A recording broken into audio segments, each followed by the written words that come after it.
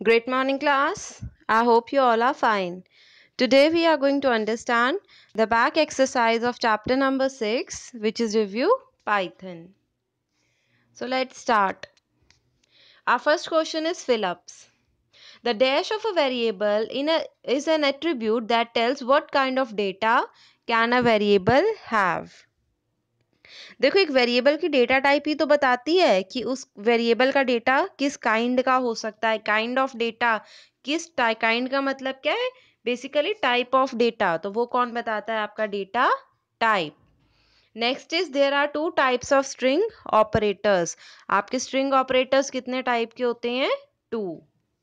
The statements that govern the flow of program are called. देखो flow of program कि programme किस ढंग से चलेगा, किस ऑर्डर में चलेगा, वो कौन बताएगा? आपका कंट्रोल स्टेटमेंट्स.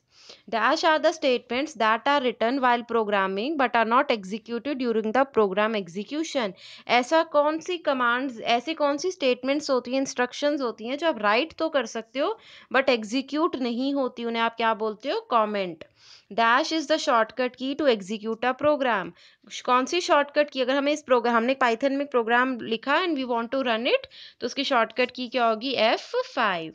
नेक्स्ट इज ये true and false. Logical operators are used to assign a value to the variable.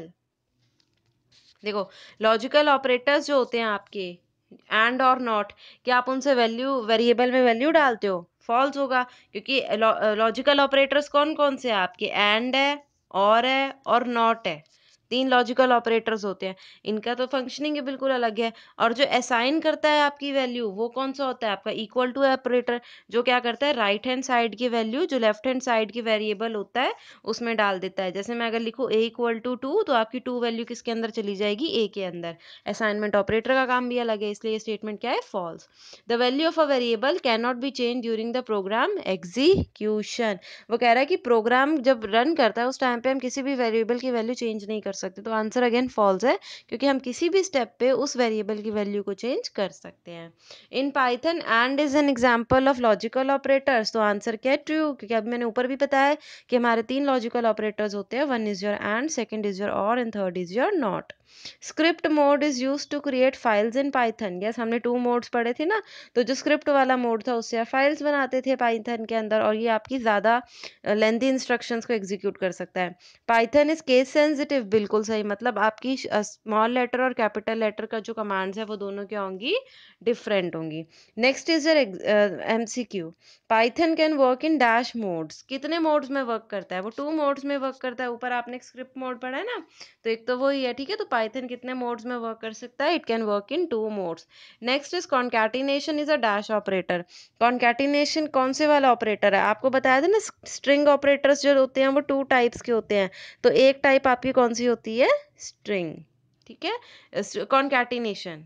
ठीक है, मैं ऊपर हमने पढ़ा था ना कि स्ट्रिंग ऑपरेटर्स कितने टाइप के? 2 टाइप्स के होते हैं. तो one of the type is concatenation. ठीक है. Next is a single line comment can be created by using the dash symbol. Comments हमने पढ़े थे, नॉन एग्जीक्यूटेबल स्टेटमेंट्स होती हैं जो कभी भी एग्जीक्यूट नहीं करती. आप उनको लिख सकते हो for understanding purpose.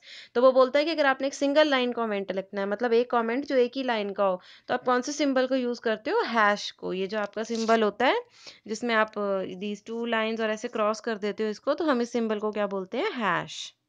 Last is your the dash construct executes the statements in sequential manner. कौन से वाला कंस्ट्रक्ट होगा जो सीक्वेंशियल मैनर में करेगा? Sequential construct. सीक्वेंशियल का मतलब क्या होता है कि लाइन बाय लाइन एग्जीक्यूट होगा. पहले फर्स्ट लाइन, फिर सेकेंड लाइन, फिर थर्ड लाइन, फिर फोर्थ लाइन. तो आपका जो सीक्वेंशियल कंस्ट्रक्ट होता है इसके अंदर जो है सीक्वेंस यानी एक ऑर्डर के अंदर ही आपका रन करता है.